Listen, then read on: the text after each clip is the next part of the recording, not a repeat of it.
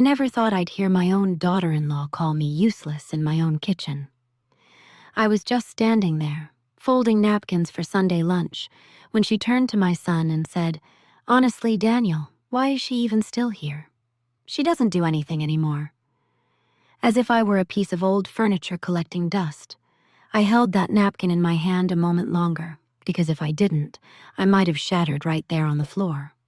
I was born in 1949 in a small clapboard house tucked behind cotton fields in Mississippi. Back then, women like me weren't expected to dream big. We were raised to serve, love, and endure. And I did. I married young, loved hard, and never asked for much. I learned how to stretch a dollar until it squealed and how to smile through a heart that ached. When my husband, Richard, passed away from lung cancer 12 years ago, it was like someone had sliced the air out of the house. The silence afterward wasn't peace. It was a hum that lingered in the corners, reminding me every night that I was alone.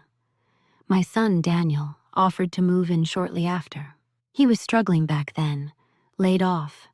2 young kids and Melissa, his wife, trying to run an online boutique that never seemed to make a penny. I didn't hesitate. "Come home," I told him. "This house is yours as much as it was your father's." We made it work. I moved into the smaller guest room at the back of the house, the one without much light but close to the laundry. I handed over the master bedroom to them, even let them redecorate. I was glad to see life back in the house again. The kids' laughter filled up the silence, and for a while I thought we were a family again. Melissa didn't smile at me much. She always seemed busy, and I chalked it up to stress. I tried to help, folded laundry, packed lunches, watched the kids when their schedules clashed. I even dipped into the savings Richard left me to pay off Daniel's credit cards. He never asked outright, but I saw the bills on the kitchen counter, unopened. That was enough. I gave, quietly, willingly. Isn't that what love looks like? But the more I gave, the less I seemed to matter. It started with small things. They stopped including me in dinner plans. Melissa replaced the flowered curtains Richard and I had chosen with gray blinds, said they looked more modern. She rearranged the furniture I had picked out piece by piece over 40 years. Then came the whispers. I'd walk into a room and they'd stop talking. Sometimes I'd hear Melissa sigh and say, "She's always underfoot." Or worse, "She doesn't even understand how things work anymore." I kept folding napkins, stirring stews, and buttoning little coats. But a wall was building, brick by quiet brick, between me and the rest of the house. And then that Sunday, it was Daniel's birthday. I'd gotten up early to make his favorite, honey-glazed ham and the sweet potato casserole he used to beg for every Thanksgiving. I even wore the rose brooch he gave me in 3rd grade, the one with the missing stone. It always made him smile. Melissa walked into the kitchen, phone in one hand, that cold coffee cup she always left on the counter in the other. Her brows were pinched like usual. "I don't think we need your help today, Amelia," she said, glancing at the dishes I'd already set out. "I've got catering coming." I looked at the ham in the oven. "Catering? Oh, I just thought..." I began, but she cut me off. "We want it done a little more, upscale this year. Not your usual Southern thing." That stung. But I nodded and turned back to the napkins. My hands shook as I folded them into little fans, just like my mother taught me. Then Daniel walked in, kissed her cheek, and said, "Everything ready?" She turned to him, not even pretending I wasn't standing there. "Honestly, Daniel, why is she even still here? She doesn't do anything anymore." And that was the moment. I didn't cry. I didn't shout. I just stood there, holding that napkin like it was the last fragile bit of dignity I had. I smoothed the edges, turned, and walked back to my room. Inside, I sat on the edge of the bed and stared at the photo of Richard on the dresser. I whispered, "Did I become invisible when you left? I'd been so careful not to be a burden. But somehow, my quiet love had made me disposable." That evening, I wasn't invited to the party. The kids had friends over, music spilled through the house, and I stayed in my room like a shadow behind closed doors. The next morning, Daniel brought me a leftover slice of cake and said, "You okay, Ma?" I smiled. "Of course, darling." But that was a lie, because something inside me had changed. That night, I pulled out the manila folder from my dresser drawer. It held every financial paper I'd never really looked at. The deed, the account statements, the receipts from the thousands I'd spent on Daniel and Melissa in the last 3 years, the money I'd taken from my retirement account. I even found the signed gift letter I wrote for them when I helped them qualify for a business loan using my savings. I had given away more than money. I had given away myself. I sat in silence until the sun came up, and then I made a call. Not to my son, not to Melissa. I called Nora. She was my best friend from church, 82 years old and sharper than a tack. When I told her everything, she didn't gasp or tell me to forgive and forget.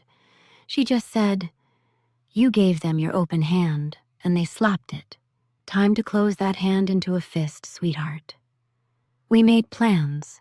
She knew a lawyer, a kind, discreet one who understood what it meant to be dismissed just because you had gray in your hair. That was the beginning, not of revenge, but of restoration, of reclaiming the woman I'd once been. Because I wasn't useless. I was the reason that house stood, and it was time they remembered it. I hadn't been to a lawyer's office since Richard and I drafted our wills back in 1993. The building hadn't changed much. Same cracked parking lot, same flickering fluorescent light in the hallway, same faint smell of dusty carpet and old coffee.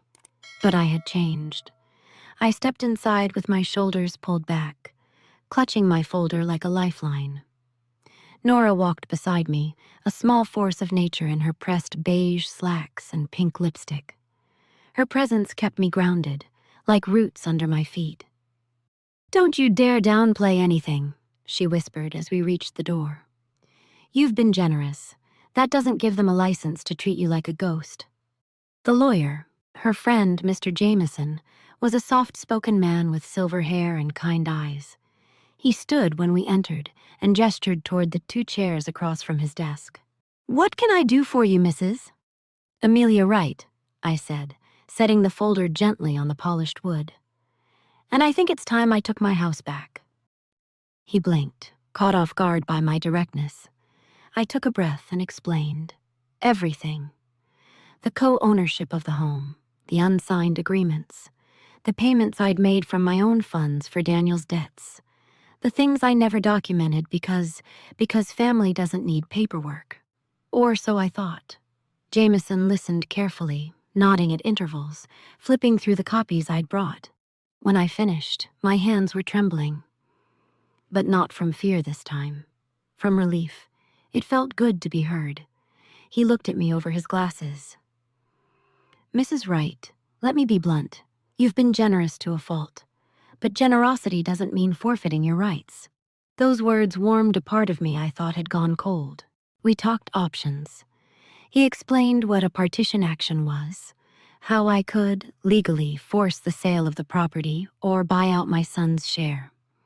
We discussed the financial records, and how we might argue that the supposed gift of the property wasn't meant to be unconditional. That the transfers were made under emotional duress, with no clear understanding of the consequences. But it was something he said near the end that stuck with me. "Amelia," he said gently, "people think growing older makes them weaker. But in my experience, it just reveals who's been holding everyone up all along." That night, I sat by the window in my small room and looked out over the garden. The lights Daniel had replaced with solar ones still twinkled faintly. I watched as Melissa herded the kids inside, her voice sharp, always sharp, always sharp. Daniel didn't even glance up at my window. I'd spent years watering this house with my love, but you can only pour from a well for so long before it runs dry. I began keeping a journal, something the lawyer suggested. "Document everything," he said. "Even the things that feel small." So I did. Every cold shoulder, every bank transaction I found tied to my account, every time Melissa told the children, "Don't bother Grandma, she's too tired." Every whispered conversation I caught through the walls, Every Sunday they forgot to invite me to lunch. And then one rainy Thursday afternoon, I overheard something that made my blood run cold. "No, we just have to wait another 6 months," she said. "Then the title is clean, and she'll be out of the way. Legally, I mean. Daniel says she's not going to make it past another winter anyway." My breath caught. She was talking about me, like I was a lingering problem to be solved.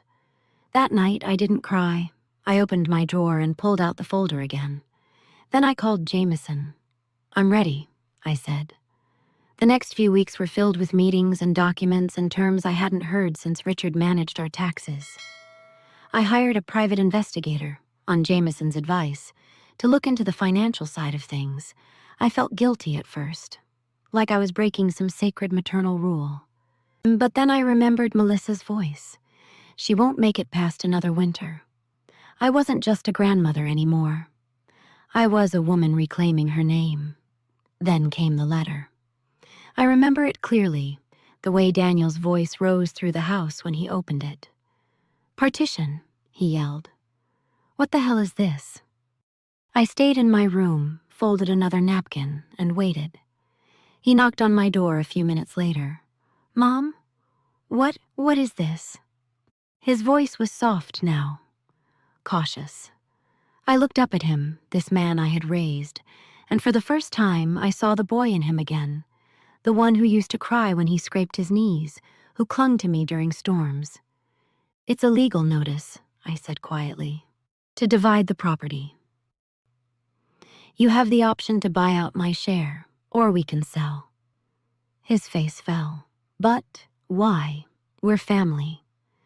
I smiled sadly. Family doesn't let each other rot in silence. He tried to say more, but I raised a hand.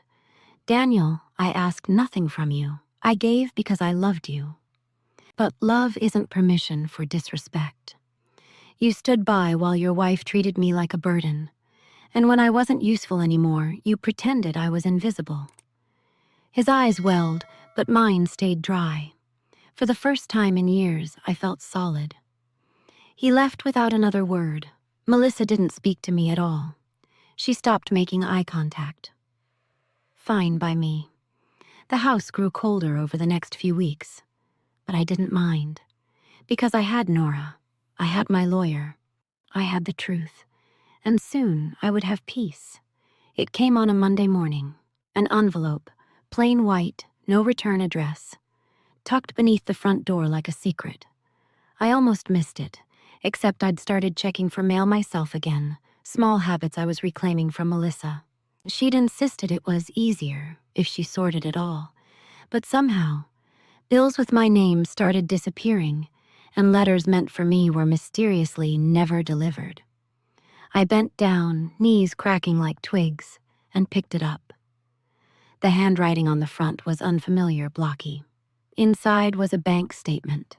Not mine, theirs. Daniel and Melissa's joint account, withdrawals, transfers. But what caught my eye was the large deposit made 8 months ago, a wire transfer labeled Property Equity Liquidation.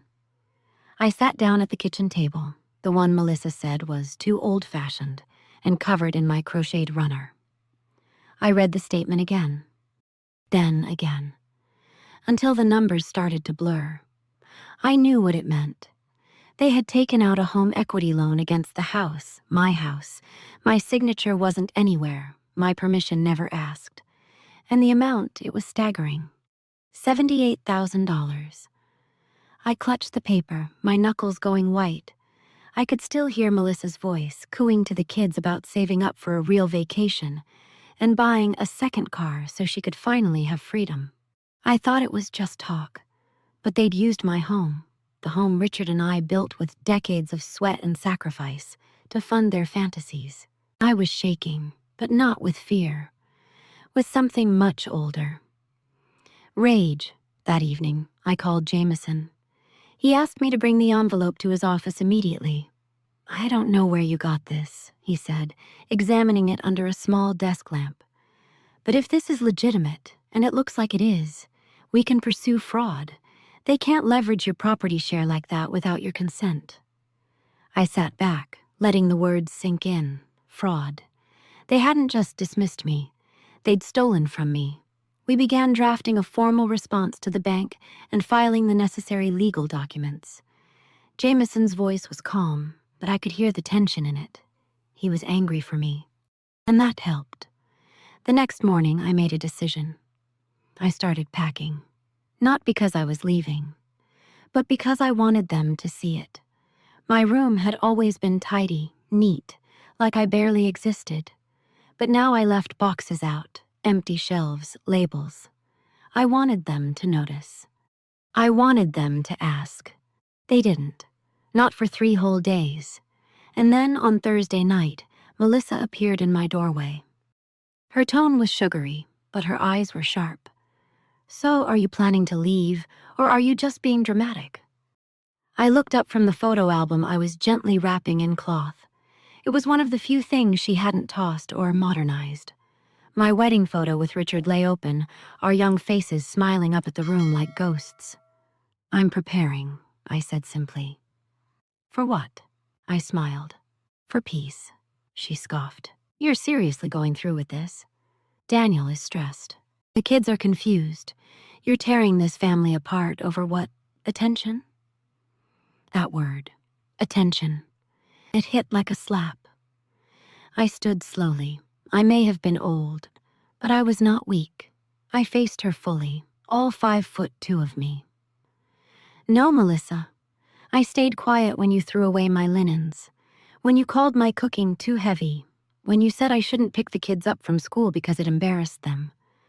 I stayed quiet when you replaced my curtains, my furniture, and even my family dinners with catered ones. I stepped closer, but you forged my name. You stole from me, and you tried to pretend I was already dead. That's not attention-seeking. That's called waking up." Her face turned red, half from anger, half from guilt. But she said nothing, just spun on her heel and walked out. That was the last time she spoke to me in the house. A week later, Daniel tried one last time. He came to my door, quiet, sheepish. No raised voice, no excuses this time. "Ma," he said, his voice cracking. "I'm sorry. I didn't know about the loan until after she signed. I thought she talked to you. I thought it was all agreed on." I didn't yell. I just looked him in the eye. "You didn't ask. You never ask anymore. You assume. That's worse." He sat on the edge of my bed like he used to when he was small and scared of thunder. "Ma, I'm scared," he whispered. "What happens now?" I reached over and took his hand. "What happens now is the truth comes out. We split the house. You either buy my share or we sell. But either way, I won't be invisible anymore." He nodded, wiping his eyes. "Where will you go?" I smiled gently. "Somewhere with morning sun, and silence that isn't heavy." Nora was already hunting for small apartments with garden views for me. She even offered to move in with me, said we'd be like the Golden Girls. I laughed for the first time in months, but I wasn't just planning to move. I was planning to start over. The next court date was set. Jameson filed the fraud claims. The investigator unearthed enough to ensure Daniel and Melissa wouldn't be able to use my share for any further loans. Melissa, I heard, was furious. Let her be. She'd called me useless. But I was the one untying the knots she'd twisted around this family. And every step I took now was a step toward power. Not vengeance. Just freedom. I decided it was time. For once, I wasn't going to be the one sitting quietly in the corner, sipping tea while others made decisions around me. No more pretending I was fine. No more waiting to be included. I asked Daniel to gather everyone in the living room after dinner on Sunday. Melissa didn't look up from her phone when I walked in. Daniel stood near the fireplace, shifting from foot to foot, like a boy waiting to be scolded. The children had been sent upstairs. I took my time, moving to the center of the room, letting the silence thicken. I had waited years to be seen. I wasn't going to rush it now. "This won't take long," I said, setting a folder on the coffee table. The same folder I had first brought to Mr. Jameson. Daniel cleared his throat. Mom, if this is about. It is, I cut in, sharper than I meant to. Then softer. But it's also about everything else. Melissa sighed. If you're going to play the victim again. I turned to her, calm, unshaking. This isn't a performance, Melissa. This is a reckoning. She scoffed, but something in her eyes flickered. I've given this family everything I had, I continued. Time, money, space, forgiveness.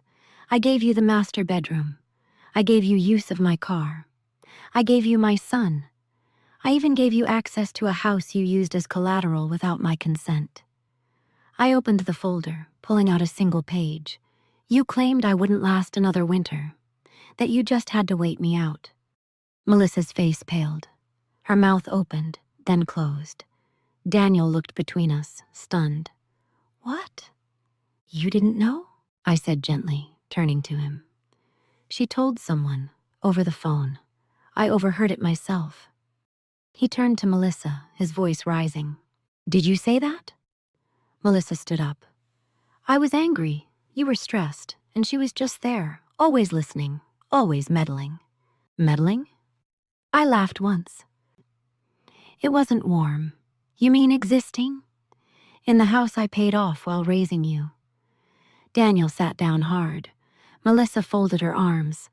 I didn't ask to be a burden, I said. I just wanted a place to grow old where I could still matter. No one spoke. I placed the next page on the table. The investigator's report. Highlighted sections showed Melissa's name next to the forged cosigner document on the loan. This is fraud, and it's criminal. Daniel buried his head in his hands. Melissa's voice shook. What do you want? For us to beg? I looked at her. No, I want acknowledgement and accountability. She said nothing. I've filed for partition, I continued. You'll receive the official court documents soon. You can either buy my share at market value, or we sell the house. I'll be taking my half. Melissa sprang to her feet. This is insane. No, I said, standing too, slowly. Insane is living like a ghost in a house you built. Insane is sacrificing everything, only to be told you're in the way. Daniel looked up, eyes full of something between guilt and grief. I never wanted it to come to this, he whispered. I believe you, I replied softly. But good intentions don't fix bad choices. I walked out before they could respond.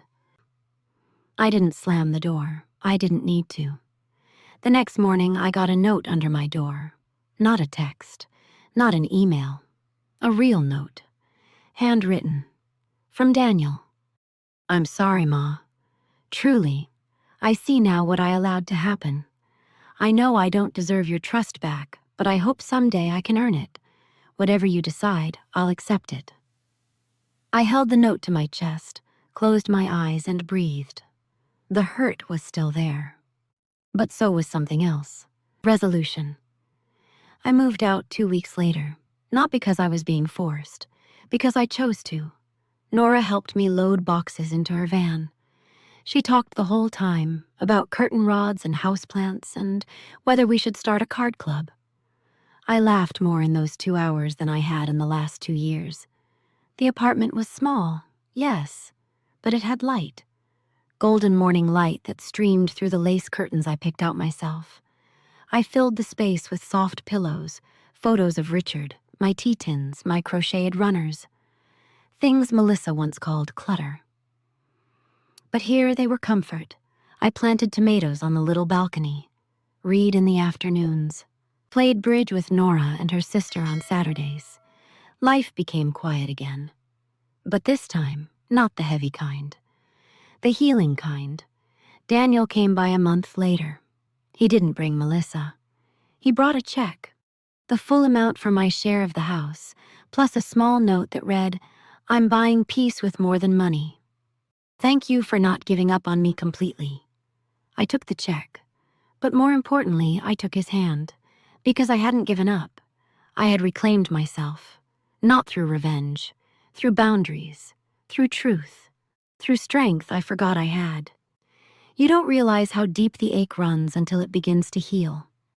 In the weeks after I moved into my little apartment, I began to remember what joy felt like. Not the quiet kind that hides behind sacrifice, but the kind that fills your lungs when you wake up and realize you belong to yourself again. I found joy in the soft hum of the kettle in the morning, in the way sunlight filtered through my lace curtains, warming the tips of my fingers as I sat at the breakfast table, in the way Nora's laughter echoed off the walls when we played dominoes late into the night. For the first time in years, my home didn't feel like a place I was tiptoeing through. It felt like mine. My days found rhythm. I joined a small community gardening group just down the street. Most of the women were younger, mid-50s, maybe early 60s, but they welcomed me like family. We worked in raised beds, pulling weeds and planting herbs. There was something almost sacred about it. Putting your hands in the soil, breathing in the scent of basil and earth. It reminded me of how Richard and I used to garden in our backyard, long before the kids came, when we were just two people in love trying to make something grow. I started wearing color again, soft pinks, teal scarves, even a bright red cardigan Nora gave me, which she claimed matched my new fire. And slowly the weight lifted. But healing doesn't mean forgetting. One morning, while rearranging photo albums, I found a picture of Daniel as a boy. He was about 6, missing his front teeth, beaming as he held up a clumsy Mother's Day card. In crayon it said, "My mom is the strongest woman in the world." I stared at it for a long time. I wondered when he stopped believing that. I wondered when I had. Then, a week later, came the unexpected knock. It was Melissa. She stood outside my apartment door, visibly uncomfortable, holding a plastic container of something that looked like lasagna. Her face was tight, lips pressed into a line like she had practiced this visit a dozen times. "Can I come in?" she asked quietly. I hesitated, but I stepped aside. She walked in slowly, looking around at the room. Her eyes landed on the crocheted runner on the table, the photo of Richard on the shelf, the tomato plant near the window. "You made it nice," she said. "I always did," I replied, not unkindly. She nodded, setting the container on the counter. "I came to apologize," she said, wringing her hands. "I didn't understand what I was doing to you. She swallowed. "I thought I was doing what was best for my family. I didn't realize I was destroying someone else's." I said nothing. Let her sit with the silence. I know I was harsh. I know I said things I can't take back. We've started counseling, Daniel and me, and we're trying to make things right. I don't expect forgiveness. I just wanted to own what I did. She looked up at me, eyes red, but honest. And I saw it, not just regret, fear. Of becoming the kind of person who loses everything because they couldn't recognize someone else's worth. I walked to the counter, opened the lid of the lasagna, took a deep breath, and said, "I can't eat dairy this late anymore, but thank you." She let out a soft, awkward laugh. "Right, sorry, habit." I offered her tea. We sat. Not like friends, not like family, like women who had survived each other. She left after an hour. We didn't make promises. We didn't hug, but we acknowledged each other. And that was enough. Later that evening, I wrote in my journal. I thought strength meant endurance. Now I know it means boundaries. Saying enough is not a failure of love. It's the beginning of self-respect. Daniel visited me more often after that. He'd bring the kids sometimes. They'd sit on the rug and color while he helped me organize the old photographs I had stashed in tins. One day, he found the crayon card, the one where he called me the strongest woman in the world. He looked at it for a long while, then turned to me and said, "You still are." And I believed him, not because he said it, but because I knew it already. A few months later, the partition was finalized. The check had long cleared, and I was officially no longer co-owner of the house I'd built my life in. Some might think that would leave a hole. But strangely, it filled one, because now everything I had was mine. My name was back on every piece of paper. My voice was back in every room I walked into. And my life, finally, was mine to live on my terms. It was a quiet Sunday morning, those soft, golden hours just after sunrise when the world feels gentle again. I sat in my little rocking chair near the window, the one I'd rescued from storage and brought with me when I moved. It creaked with every sway, but I liked it that way. Like the wood was still alive, like it remembered. On the table beside me was a cup of chamomile tea, steam curling into the soft morning air, and the letter I'd been waiting to write. Not a legal document, not a confrontation, just a letter to myself. Because sometimes when the storm is over, all you want to do is sit with your own heart and say, "You made it. I see you. I'm proud of you," I wrote slowly, in cursive, the way my mother taught me. Dear Amelia, you didn't fall apart. You didn't break, even when they forgot how much you gave. You remembered who you were, and you stood up. Not out of anger, but out of love. Love for yourself. You are not useless. You are a force. And now the world knows it too. I folded the letter, tucked it into the drawer of the side table, and let my eyes close. Not from exhaustion, but peace. I had lived a life of service, of motherhood, of sacrifice. And now I was living a life of choice. A few weeks later, the garden group hosted a little fair in the neighborhood. Tables of herbs and homemade preserves, flower arrangements, and handmade signs with cheesy sayings like "Plant kindness, harvest joy." I had my own table. Amelia's garden teas, lavender and mint blends, little pouches sewn by hand, each tied with a piece of twine and a note. Made with grace, not guilt. May you always choose peace over pleasing. People bought them, but more than that, they lingered. They asked about the story behind them, and I shared in pieces. Not as a warning, but as a testament. Because you see, there are so many of us, women, mothers, grandmothers, caregivers, who've been told our value is tied to how small we make ourselves, how quiet, how much we give without asking. But I had learned something different. Your love is powerful, but yourself, that is sacred. One morning, my granddaughter Ava came to visit alone. She was 13 now, old enough to ask real questions. She walked around the apartment, touching little things with curious hands. My knitting basket, my framed cross-stitch that read, "Still standing." She turned to me and asked, "Grandma, why don't you live with Daddy anymore?" I didn't lie. I sat beside her and said, "Because sometimes even people you love forget how to treat you right. And when that happens, it's okay to remind them. And if they don't listen, it's okay to leave." She nodded slowly, like the idea was heavy but not impossible. Then she smiled. "I like your place. It smells like cinnamon and books." That's when I knew she was watching, learning, and maybe, just maybe, because of what I did, she'd never wait as long as I did to stand up for herself. Daniel still came by. The visits were quieter now, more thoughtful. We didn't pretend everything had been perfect, but we respected each other again. He once said to me over coffee, "I think I had to lose you, to finally see you." And I replied, "I think I had to walk away to finally see myself." Melissa? She stayed distant, but cordial. I didn't need her approval. I had already reclaimed what mattered, and that included my peace.